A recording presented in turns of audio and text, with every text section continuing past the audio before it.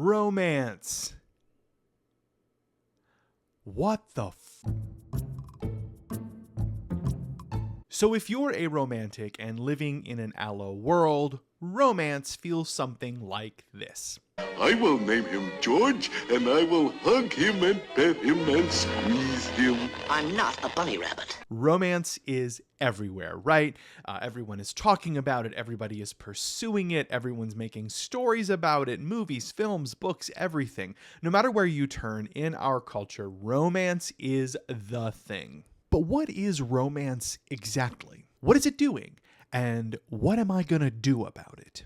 And that's what we're going to do in this video. We're going to talk about romance. We're going to talk about what it is. We're going to talk about what it's doing, the function it serves in the world, and what we as ASPEC people can do about it.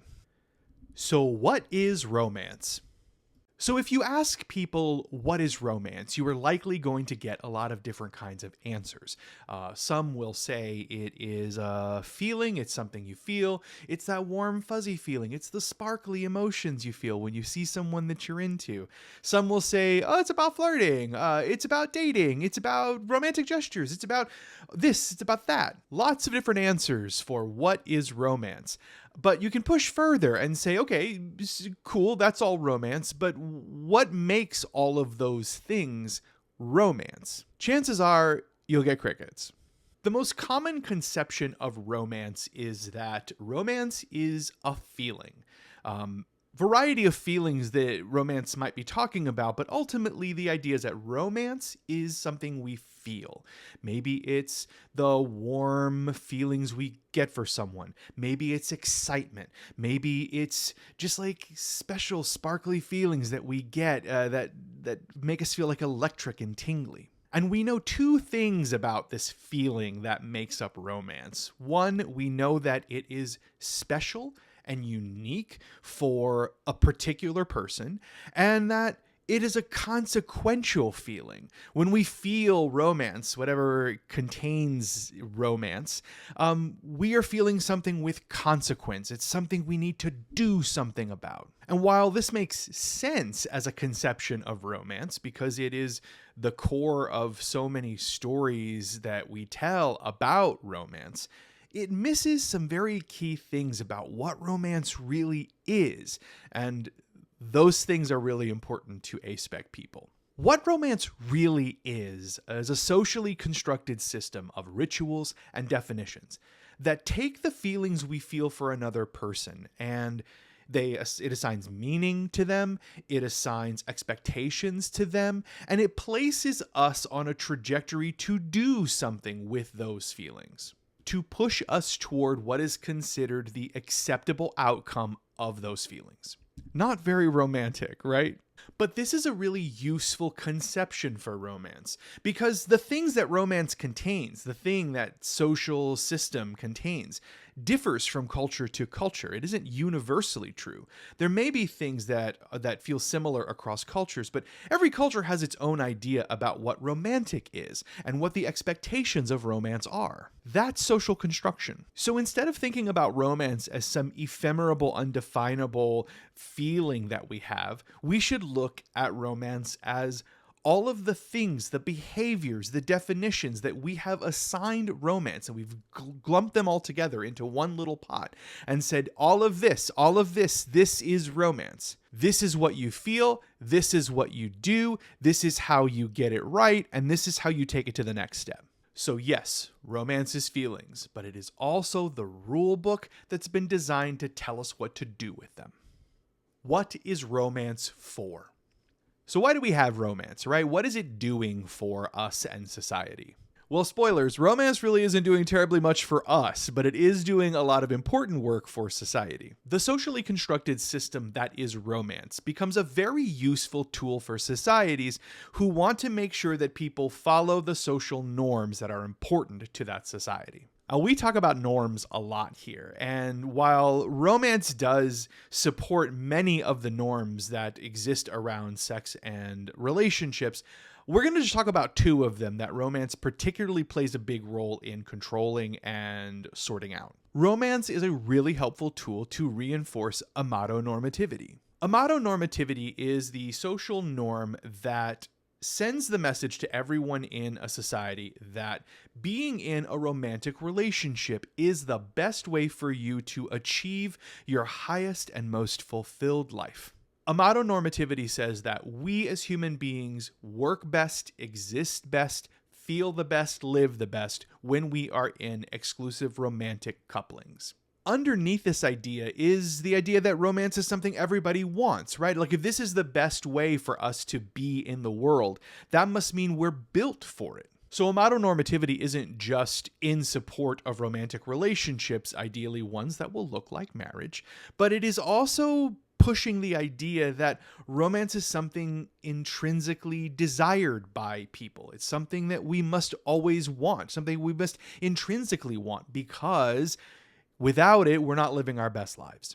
Romance as a system holds up amatonormativity by, one, defining what those relationships look like, what they should contain, and by giving us the rules for how to create them. For example, like think about all the dating rules that exist. The boy should ask the girl, make sure that you give gifts. All of those like romantic dating rules, that's part of romance, and that supports amatonormativity. But the socially constructed system that is romance is also telling you how to think and feel about things you think and feel. That structure narrows the possibilities of certain feelings that we may have as human beings. It narrows them down and focuses them in one direction, ignoring all the other directions that those feelings could go in. So to support amatonormativity, romance is narrowing everything that we might think or feel into that one little road that leads toward the one, the romantic ideal, that perfect relationship. The other norm that romance as a system supports is heteronormativity. Now, heteronormativity is a big baddie among all of the baddies. In fact, you can sometimes even sort of think of heteronormativity as the operating system for all the other normativities. Heteronormativity is the social norm that says we are intrinsically built to be in heterosexual relationships that are exclusive, that look like marriage, that produce children, and that in those relationships we need to behave according to accepted traditional gender norms. Like that's a big operating system of norms. How does romance support that?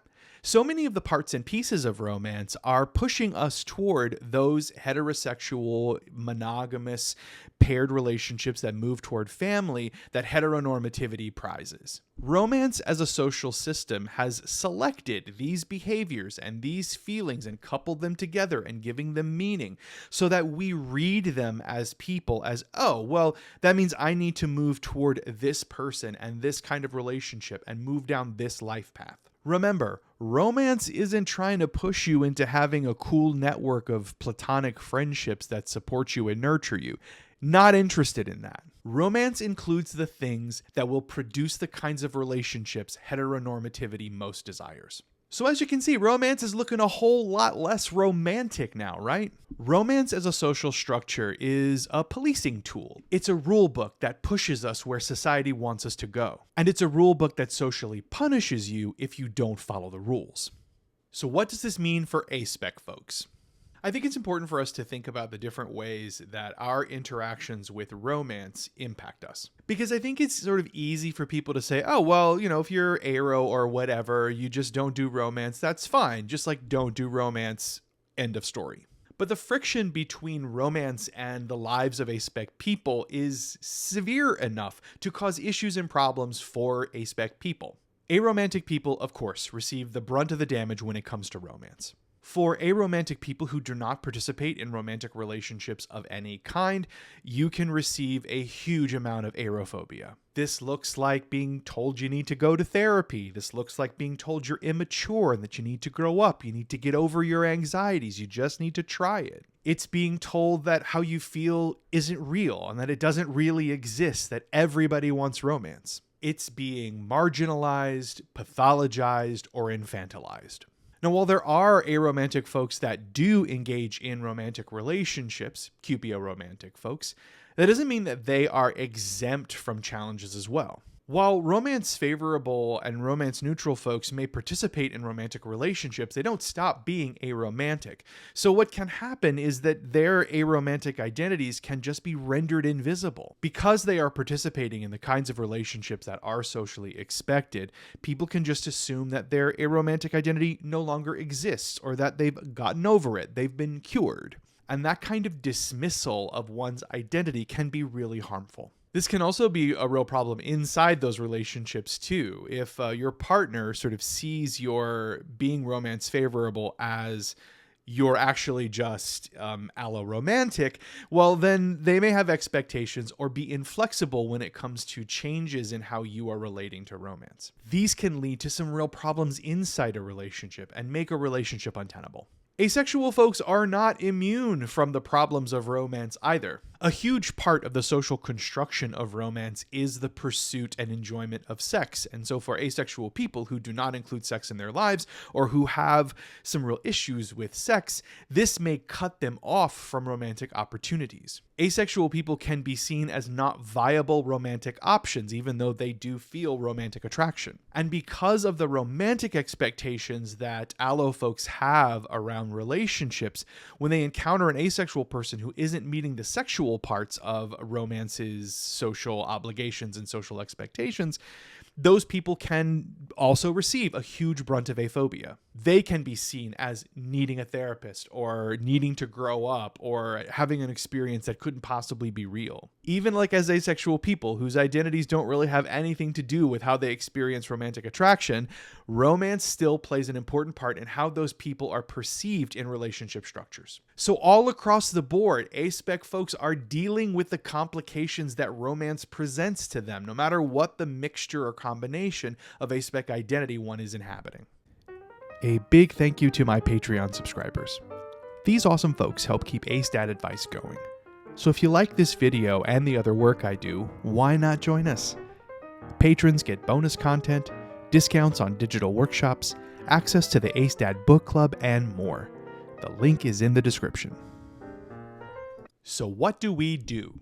Well, it all sounds pretty desperate, right? All is not lost, because while we can't necessarily snap our fingers and change the way the world works and abandon amatonormativity and change the minds of everyone who is operating under it, there are things that we can do for ourselves, within ourselves, to help make dealing with romance a little bit easier. We can pay special attention to the negative messages that we are telling ourselves when it comes to who we are as ace and aro people, and see where they are coming from. Where do they originate from? Most of the time, the negative things that we feel about our own ace or aro identities comes from these normativities and comes from constructions like romance that are designed to make us feel like we are broken, wrong, and should change. So anytime you're hating on yourself, stop. Think about the message you were telling yourself. Think about why you are hating on yourself and your aro identity or your ace identity,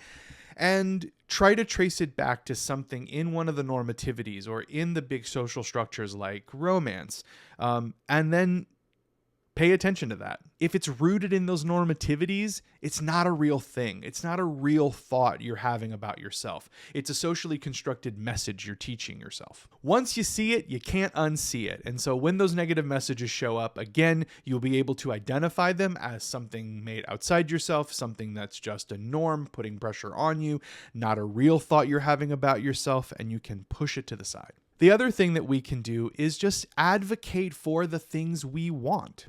So you may never enter into that perfect romantic relationship that everybody is searching after. That's fine. What are the relationships that you do want? What does that look like? Who are those people? What does that network of social support, that network of intimacy, that network of care, what does that look like? Go and pursue that. Yes, you may meet resistance from other people. That is natural in a world that is not designed to recognize and celebrate the kinds of connections we wish to build. However, you will never get what you want unless you are asking for it. You will never get what you want unless you are trying to get it. So do the wonderful queer work of imagining the world you want to see and imagining the relationships you want to be in, and then go out into the world and ask for them, work toward them, build them. Enjoy them when they show up, and don't internalize it when they don't. I know that both of those suggestions are not easy things to do. Both of them. That's hard work. But treat yourself kindly. Remind yourself that this is a process. You may not always get those things right, but if you keep at it and you work at it, you'll get it right sometimes, and you'll get it right more often the more you do it. You deserve to have the kinds of relationships you want. Well, I hope that was a helpful look at romance, and I hope that you take those suggestions and give them a try out into the world. I will see you soon in a new video, and as always, I'm glad you're here.